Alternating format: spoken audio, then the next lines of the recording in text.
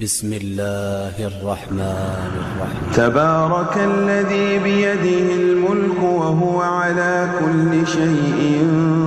قدير، الذي خلق الموت والحياة ليبلوكم أيكم أحسن عملا وهو العزيز الغفور، الذي خلق 7 سماوات طباقا ما ترى في خلق الرحمن من تفاوت فارجع البصر هل ترى من فطور ثم ارجع البصر كرتين ينقلب إليك البصر خاسئا وهو حسير، ولقد زينا السماء